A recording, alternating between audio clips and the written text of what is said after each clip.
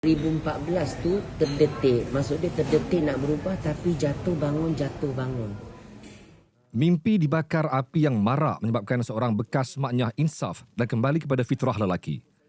Muhammad Khairul Izan Atan, 43 tahun, yang sebelum ini dikenali sebagai Julia, berkata, mimpi ngeri berkenaan bukan sahaja membuatkannya tersentak dari terus bergelumang dosa, malah memberi sinar baru dalam hidupnya. Ceritanya, dalam mimpi itu, beliau menjerit ketakutan dan meminta tolong daripada rakan dan keluarga. Namun, tiada siapa yang dapat membantu dengan api yang semakin marak membakar dirinya.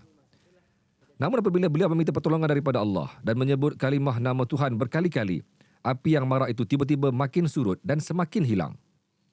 Akhirnya, beliau nekat menyahut hidayah Allah sebelum membuang implan payudara yang dilakukan di Thailand dan kembali kepada fitrah seorang lelaki. Beliau berkongsi kisahnya ketika ditemui selepas simposium kaunseling Islam, Pelangi Islam di Dewan Besar Pusat Islam Iskandar semalam. Pada majlis itu, Muhammad Khairul Izan diberikan sijil penghargaan yang disampaikan Pengerusi Hal Ehwal Agama Islam Johor, Muhammad Farid Muhammad Khalid, atas usaha aktifnya membantu golongan maknyah di negeri itu kembali kepada fitrah dan menjadi jambatan antara golongan itu dan Jabatan Agama Islam Negeri Johor.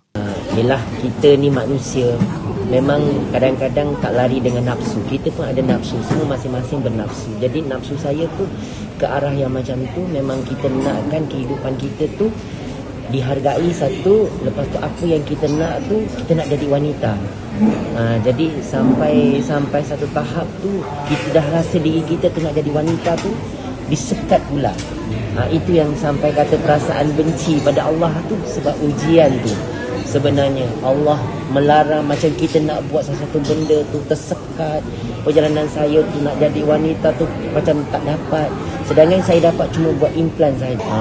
Sebab tu itu yang dinyatakan bila kata saya ni diberikan satu penyakit dan didatangkan mimpi tu, saya dibakar dalam mimpi tu dengan kalimah la ilaha illallah tu, Allahu Akbar tu. Masa saya jerit-jerit tu, saya panggil semua orang, saya sebut nama-nama yang saya kenal dalam mimpi saya tu, tapi tak ada orang yang mendengar. Api tu sentiasa marak dalam mimpi saya tu, sampai saya kata apa, Allahu Akbar, saya cakap Allah, saya cakap.